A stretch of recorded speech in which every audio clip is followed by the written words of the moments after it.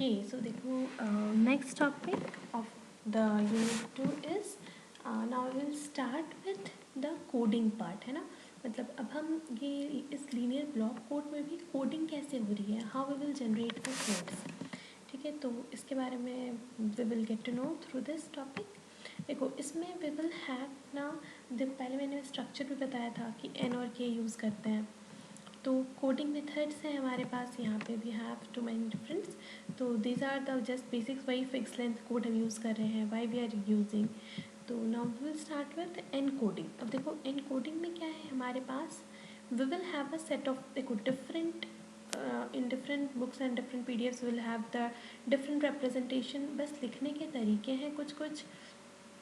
And we will be using, अब जैसे मैंने पहले स्टार्टिंग में बताया था कि एन और के टर्म्स में बताया था ना, यहाँ पे भी देखियो, यहाँ पे भी देखो, जैसे यहाँ पे कोड में we have the rate of the code as k upon n, है ना। तो k was the actually the message bit and n was the total code word length. यही था ना, मैंने स्टार्टिंग में जब बिल्कुल मतलब इसके पहले वाले लेक्चर में जब we were talking about the code rate, तो के क्या था हमारा, k was actually the message bit, मतलब एक्चुअली जो मैसेज बिट है it is k bit and k is, और what is this n, this is the code word. और ये कोड वर्ड किससे बना होता है, के प्लस पैरिटी बिट, है ना। तो this N is compose of actually k plus parity bit. तो इन्हीं को रिप्रेजेंट करने के लिए we have different formats and actually इस कोड वर्ड को धीरे धीरे फॉलो करने के लिए we have some steps and we will see through this only, okay. Like see in different, यहाँ पे भी हमारे पास, यहाँ पे हम कोडिंग ही कर रहे हैं लीनियर ब्लॉक कोड की। Here as we can see, मैंने वही एग्जांपल यूज़ करा है, आई मीन एन और के वाला। लाइक सी मतलब in different books you can obviously use different formats to represent the same numbers, but हम basically here by we will be using only these N and K. This N is for the length of the code word and here K is the message length, okay. और ये n minus क्या हो जाएगा, parity bit obviously, क्योंकि n बन ही रहा है, n है क्या लेंथ, k क्या है मैसेज का लेंथ, तो n माइनस के विल भी पैरिटी चेक बिट ऑब्वियसली। देखो जैसे यहाँ से क्लियर हो रहा है, ये टोटल क्या है code word, this total code word is the length n, जिसमें से कि ये n माइनस के की पैरिटी बिट्स क्या है, these are the parity bits and this k is the actually message bit.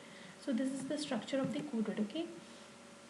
Now देखो सेकेंड बिट में क्या बोल रहा है कि code word consist of k message bit, यही बताया अभी जस्ट ऊपर, और ये m0, m1, mk1 these are the message bit and parity bits are denoted by using c0, c1 से लेकर cn माइनस k माइनस 1 तक, ठीक है। तो ये पैरिटी बिट्स रिप्रेजेंट कर रहे हैं। देखो यहाँ पे ध्यान रहे n minus k parity bits हैं और ये 0 से स्टार्ट हो रहा है, इसलिए this one final one is represented as cn minus k minus 1। n minus K क्यों हुआ, क्योंकि n was the total length of the K word, k was the message bit, तो पैरिटी बिट क्या होगा n माइनस के, इसीलिए ये n minus के है, ठीक है।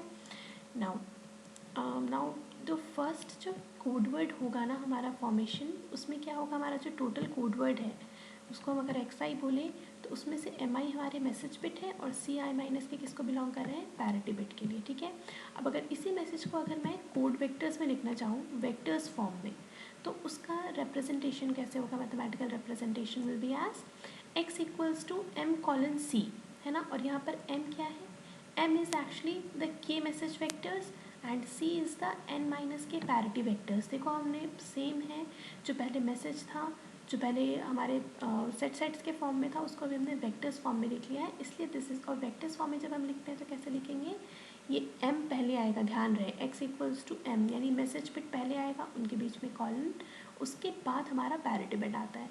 These are the standard representations. Message vector ऐसे ही लिखने हैं जिसमें हमारा मैसेज पहले आना चाहिए, ऐसा नहीं कि कोई भी रैंडम नंबर्स में लिख दिया। It is compulsory to write the number in this format only, ठीक है। इसके देखो नेक्स्ट नंबर में क्या है, अब ब्लॉक कोड जनरेटर जनरेट कर रहा है पैरिटी वेक्टर्स को, हमें पैरिटी वेक्टर्स भी तो चाहिए होंगे, तो require to be added to the message be to generate the code word. अब ये जो कोड वेक्टर x है इसको हम और कैसे रिप्रेजेंट कर सकते हैं, अभी तो फिलहाल इसमें हमने क्या करा है, वेक्टर्स फॉर्म में रिप्रेजेंट करा है ना। अब अगर मैं इसको जनरेटर मैसेज, अब ये जो g है, g क्या है actually, g is a generator, ठीक है, जनरेटर मैट्रिक्स है, ये मैट्रिक्स हमें मोस्टली गिवन होती है और इसी मैट्रिक्स के हेल्प से ही हम अपना कोड वर्ड फॉर्म करते हैं, देखा जाए तो ये हमेशा गिवन होगी, मोस्टली गिवन। अगर ये नहीं गिवन होगी तो मैसेज गिवन होता है, फिर कोड वर्ड गिवन होता है, मतलब इनमें से कोई एक तो गिवन होगा ना, तभी हम कोई एक चीज़ निकाल सकते हैं। ठीक है, तो एक्स क्या है, कोड वेक्टर है। और देखो ये सारे मैट्रिक्स हैं, ध्यान रहे, X is also matrix, M is also matrix, G is also matrix. तो मैट्रिक्स का अपना एक एक साइज होता है, तो इसलिए यहाँ पे जो एक्स के साथ लिखा है ना 1x n size, this is the matrix size. ये 1x n मतलब n नंबर ऑफ एलिमेंट्स है, 1 is the row and n is the columns. तो मतलब मेरे पास n कॉलम में, यानी ये ऐसे ऐसे मैसेज आएगा, है ना, क्योंकि n कॉलम्स हैं, मैट्रिक्स के फॉर्म में पास हॉरिजॉन्टल वर्टिकल आएंगे, है ना। Okay, so this was about the x। अब n क्या है, मैसेज वेक्टर, और मैसेज वेक्टर का साइज़ क्या है 1x k, और k ही साइज़ लेते हैं हम, तो यहाँ पे 1x k लिया है। और g क्या है, it is a generator matrix, और जिसका साइज़ क्या है k×n। और ये तो पता ही होगा कि जब हम मैट्रिक्स में कैसे लिखते हैं, जब दो नंबर होता है अगर साथ में मल्टीप्लिकेशन में, तो फर्स्ट वाले का रो और लास्ट वाले का कॉलम मिला के वी फॉर्म द, इधर वाले का मतलब लास्ट जो LHS में, अब देखो यहाँ पे खुद ही देख लो, फर्स्ट वाले का 1 लिया है और लास्ट वाले से ये n लिया है, और इसका साइज़ क्या बन गया है 1×n। So this is the matrix. ये मैट्रिक्स में तुम लोगों ने पढ़ा होगा मैथ्स में, I am repeating those things again to be more sure, but हाँ ध्यान रहे। देखो यहाँ पे ऐसे ही लिखा है इक्वेशन 3 को, this is the final in matrix representation में x 1×n, 1×k m का साइज है, और g is the generator matrix. ठीक है, देखो देखो लीनियर ब्लॉक कोड को ना सॉल्व करने में इट इज़ टू ईजी, बहुत ईजी है। बस the only thing you need to be attentive towards is ये जो फॉर्मूलाज हैं। जैसे यूनिट 1 में थोड़े बहुत फार्मूला ध्यान से लिख के करे थे तो आसान हो गई थी ना चीज़ें, वैसे ही आगे इस लीनियर ब्लॉक कोड में भी कुछ नहीं है, बहुत ही आसान सा है। इनके ऊपर बेस्ड न्यूमेरिकल भी बहुत इजी होता है। बस तुम लोगों को ये जो टर्म्स है ना, ये ध्यान रखने की x equals to M G होगा, वेक्टर फॉर्म में लिखेंगे तो x इक्वल्स टू m:c।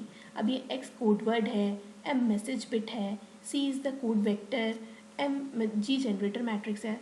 अब g के फॉर्म में अगर लिखना है मुझे फॉर्मूला और, तो g इक्वल्स टू आई के पी होगा। तो ये सारी चीज़ें बस फॉर्मूले ध्यान रखनी है, ओके। तो उससे your question can be easily solved. अब देखो जैसे जनरेटर मैट्रिक्स देखते हैं, अब जनरेटर मैट्रिक्स को भी देख लें, किस पर डिपेंडेंट है, the type of linear block used. और जनरेटर मैट्रिक्स का फॉर्मूला क्या लिखते हैं, g इक्वल्स टू आई के पी। अब यहाँ पर आई के और पी क्या है, पी मतलब पैरिटी नहीं है। मोस्ट ऑफ द स्टूडेंट्स पिछली बार भी यही करते थे, इसी कंफ्यूजन में ये क्वेश्चन गलत कर देते थे। Here P is the coefficient matrix, और ये कोई अलग से मैट्रिक्स है जो तुम लोगों को मिलेगा, ठीक है। तो इसको पैरिटी मत बना देना, this is not parity. Parity was C को पैरिटी से रिप्रेजेंट कर रहे थे हम, है ना। तो ध्यान रहे, कन्फ्यूजन ना रहे नंबर्स, मतलब किसको क्या रिप्रेजेंट कर रहे हैं। P is the coefficient matrix. और ये आई के क्या है, आई के इज़ द आइडेंटिटी मैट्रिक्स जिसकी साइज है k×k, और p क्या है, कोफिशिएंट मैट्रिक्स जिसका साइज है k×n-k। देखो g का साइज़ क्या है k×n, और यहाँ पे देखो आई के का साइज़ है k, और लास्ट में p का साइज़ क्या है k×n-k। g का साइज इज k×n ओनली। अब ये ध्यान रहे, अब ये मत बोला कि मैम इन दोनों को मल्टीप्लाई करके तो इसका भी k×n-k लेना चाहिए था लास्ट में। तो देखो हमने यहाँ पे i के p को मल्टीप्लाई नहीं करा है, we are just merging these two matrices. इन दोनों मैट्रिक्स को हमने बस मर्ज कर दिया, यानी एक साथ मिला के लिख देना।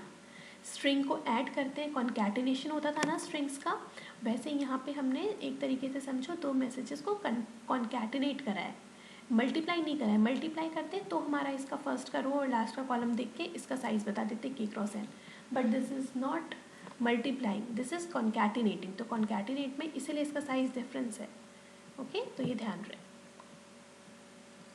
देखो इसीलिए हमारा के मैट्रिक्स है, तो बस इस मैट्रिक्स को, आइडेंटिटी मैट्रिक्स को ऐसे ही तो लिखते हैं 1 0 1, डायगोनली 1 आता है पूरा और बाकी सारे एलिमेंट 0 होते हैं। And p is our coefficient matrix. तो देखो कोफिशिएंट मैट्रिक्स को कैसे लिखा है, p equals to p0 0 1 0 n-k से लेके 0, फिर 0 1 1 1। सो this is the k×n-k of p का मैट्रिक्स, ठीक है। अब ये जो पैरिटी वेक्टर था ना, हमारा पैरिटी वेक्टर क्या था सी को हम कैसे लिख सकते हैं, उसका भी मैट्रिक्स में फॉर्मूला है m। अब ये m क्या है, मैसेज वेक्टर, और ये p क्या है, वापस से बता रही हूँ, p is the coefficient matrix. ये जो यहाँ पे निकाला ना हमने, दिस इज़ द p, ये कोफिशिएंट मैट्रिक्स है, और ये c है मेरा पैरिटी वेक्टर, ठीक है। तो c का फॉर्मूला देखो, अगेन इसको मैट्रिक्स के फॉर्म में हम कैसे लिख सकते हैं, ये लिखा c 1×n-k, m के 1×k का साइज़ होता है, और कोफिशिएंट मैट्रिक्स का साइज़ होता है k×n-k। तो ये लिख दिया। अब अगर हम इसको सॉल्व करते हैं, C0 क्या आएगा मेरा, C0 will be m0 multiplied with P00 plus M1 multiplied with P01, फिर ये M2 will be multiplied with P02. वैसे ही similarly this will go on multiplying with all the elements. वैसे ही जब C1 निकालेंगे तो M0 will be multiplied with P10, M1 will be multiplied with P11 and Mk will be finally multiplying with P1, N, K-1. फिर जब C2 निकालेंगे तो इसके थर्ड वाले कॉलम से होगा, फिर Cn माइनस के निकालेंगे तो लास्ट कॉलम से. सो बाय सॉल्विंग दिस मैट्रिक्स हमारे पास ये रहा हमारा फाइनली पैरिटी वेक्टर मिलता है. ठीक है. So yes, this is all about the generating how can we generate the code of linear block code है, लीनियर ब्लॉक कोड के लिए.